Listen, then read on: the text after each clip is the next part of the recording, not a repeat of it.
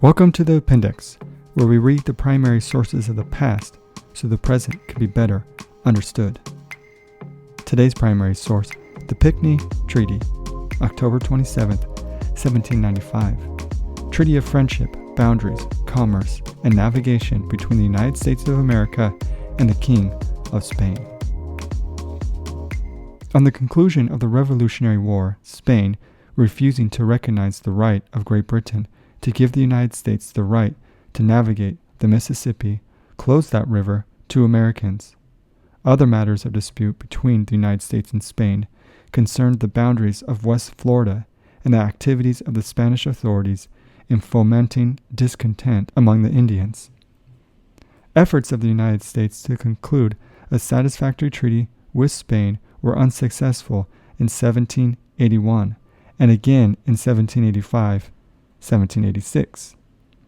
In the early 1790s, Western discontent grew alarmingly, and intrigues looking to separation or to an attack upon Spanish possessions attracted wide attention.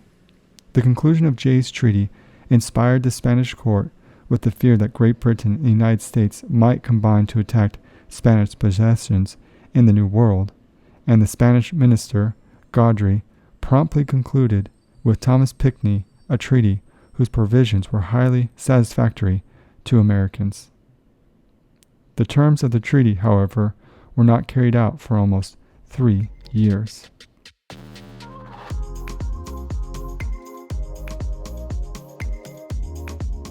Article 1. There shall be a firm and inviolable peace and sincere friendship between His Catholic Majesty, his successors and subjects, and the United States, and their citizens without exception of persons or places. Article 2.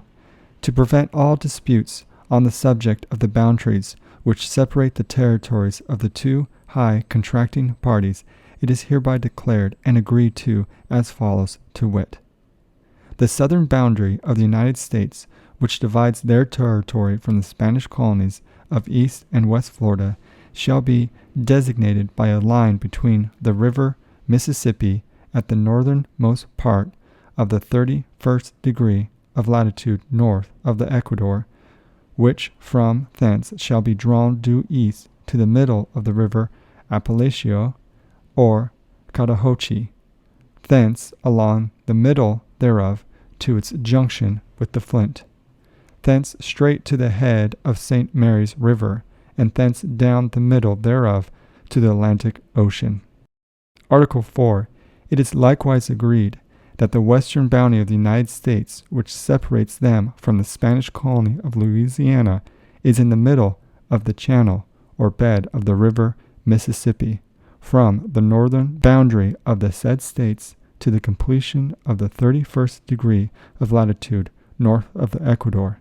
And His Catholic Majesty has likewise agreed that the navigation of the said river in its whole breadth from its source to the ocean shall be free, only to his subjects and the citizens of the United States, unless he should extend this privilege to the subject of other powers by special convention. Article 5. The two high contracting parties shall, by all the means in their power, maintain peace and harmony among the several Indian nations who inhabit the country adjacent to the lines and rivers, which, by the preceding articles, from the boundaries of the two Floridas. And whereas several treaties of friendship exist between the two contracting parties and the said nations of Indians, it is hereby agreed that in the future no treaty of alliance or other whatever, except treaties of peace, shall be made by either party with the Indians living within the boundaries of the other, but both parties will endeavor to make the advantages of the Indian trade common and mutually beneficial to their respective subjects and citizens, observing in all things the most complete reciprocity. Article 22.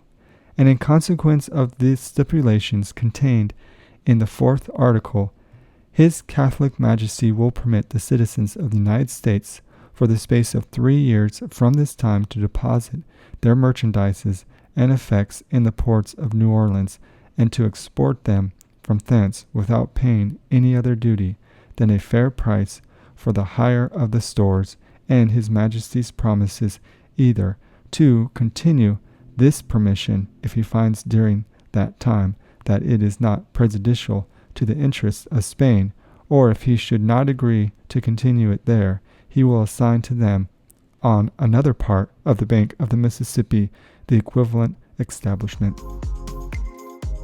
Thomas Pinckney, El Principe de la Paz. Thank you for joining us for our primary source today on the appendix. We will see you in the stacks.